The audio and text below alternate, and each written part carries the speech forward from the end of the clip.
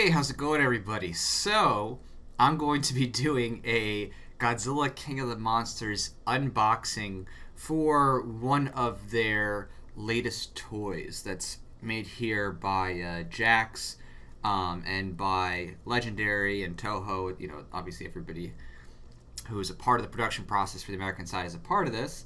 And I'm going to unbox this one in particular that has Godzilla with some orange spikes here and E.T. Mothra. So there's some things here that obviously could be spoilers for some of the movie. I haven't seen the movie yet myself, but just by seeing the toys out first, it's like, ooh, okay. There's definitely something interesting going to be happening in the movie that I'm excited about. But hopefully they do a good development as to why Godzilla has these orange spikes, and Mothra looks very different from the traditional Mothra. So I'm going to be opening this. I actually have more than one of these, so this is one that I'm going to unbox here and see how the actual pieces come together. So a little bit of tape here. Yeah. Okay, that was stronger than imagined. And this is actually pretty darn cheap considering. It was only like $10 for this set, which is really impressive. I mean, I've done some figure manufacturing stuff myself, and getting it down to that affordable, especially in the market that is right now, is pretty incredible. So, as you can see here on the back, it sets up a stage for a scene. So you have Godzilla, Mothra, and I'll go this way. Godzilla, Mothra, and the scene setting in the background. So it's supposed to create a kind of scene here. And let's see if I can pull this out here gently. Okay. Alright, so it looks like the figures here are put in with a little tape and a little bit of plastic fasteners. So getting these out will be intriguing.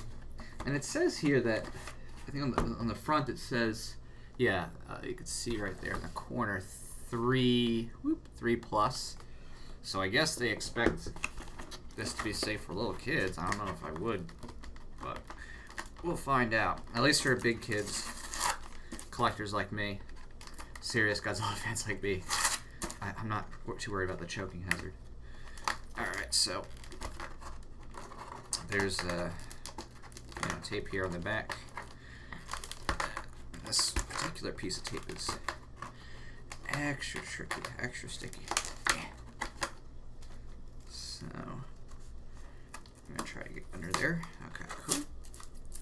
Alright. Not too bad, and there's these little pins here that are keeping the figures in. So the plastic strip here, the plastic little strings that are keeping it in are not very strong. It's not like I absolutely need scissors to cut it, but there we go. You probably should use scissors. I'm going to just use my brute strength. Okay. So now that I've pulled it out, I guess I didn't need to take out the tape because I just used strength. But you probably should use scissors to keep it whole. So there's the Mothra figure here.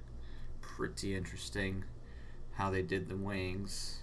So I have no idea what's going to be happening with this particular iteration of Mothra. But yeah, I mean, it's just solid plastic. These parts move a little bit.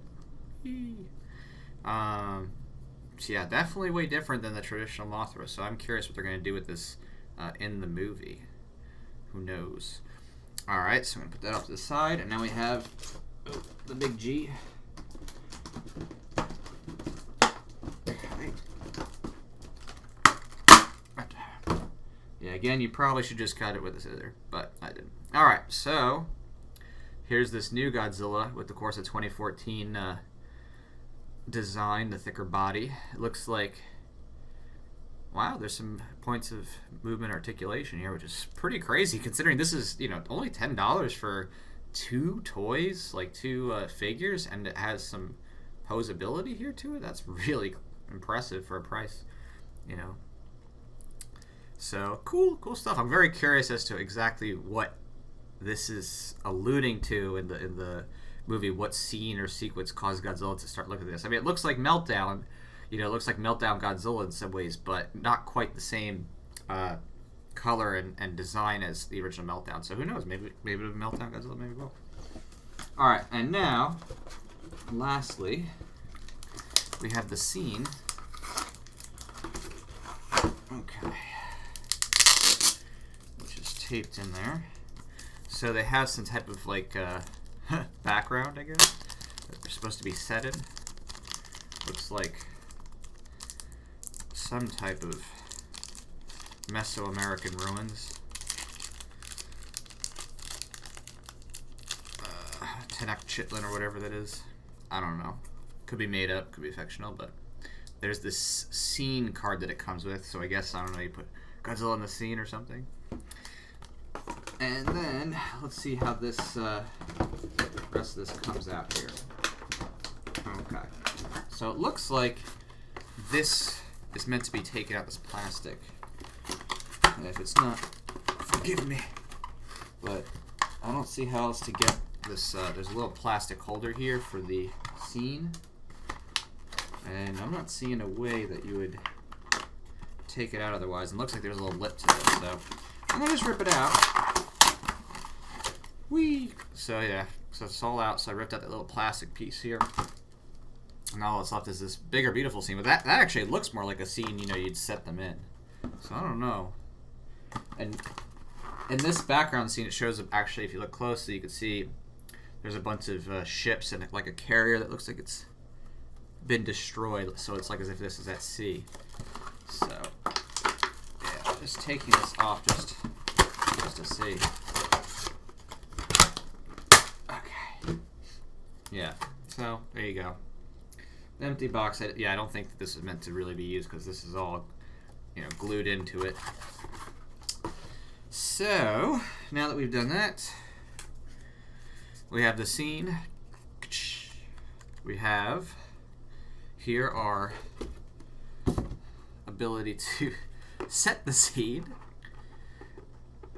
and then I guess if you're a kid playing with this, you might like put your Godzilla up, and you like set your Mothra up or something. And it's like, oh look, they're battling at this ancient ruin. Yeah, I'm not gonna actually like to set up the scene and have the battle or something, but I'll keep it on my desk. But yeah, I mean, for a kid, of course, this is a great toy. For someone who's a collector, I mean, this is crazy to think that you can get two detailed figures. I mean, obviously they're not full size big figures. This one looks like it's, you know, about 3 and change inches or so. This one, you know, wingspan here looks about 7 to 7.5 inches. But I mean, the detail for $10 is pretty impressive. Like, that's crazy how they were able to mass manufacture that and get the price down so much for, you know, what are pretty cool. I mean, if you're a collector or a fan like me, cool, like as a desktop thing, like just a cool little thing for a little kid playing. I mean, that's really impressive. So there is one set right here, and I'm not going to be opening up my other sets, but I pretty much got every single, you know, figure toy for the movie that's been released so far, with the exception of the costumes and stuff, because those looked a little hokey. But they have one here you can see with Godzilla and Rodan, and there's the typical blue spikes. So obviously about to blast off. They have one with King Ghidorah, which, you know, looks again pretty good. They, you know, for $10 you have two figures that have similar points of articulation and make good either display pieces if you're a fan or for a kid. I mean, they're probably pretty excited. Me as a kid, I'd be very excited, but I imagine most kids who, you know, would see the movie would definitely be happy to get this. So a really good deal to get into either Godzilla, you know, hobby or fandom or toys, especially for, you know, young people or kids and stuff. So I mean, for $10, I mean, you can't go wrong on this. It's really impressive that they have this much to offer for a relatively low price, you know, in the toy market, especially with toys being so much more crazily expensive than they were in the past. So, all right, thanks everybody for checking this out with me, and I'm excited to see the new Godzilla movie myself, so I already got my tickets. Got the big screen, the reclining chairs. So I'll be seeing that opening night when it comes out on Thursday, the 30th. So I'll let you know what I think about it then. And until then, I'll talk to y'all later.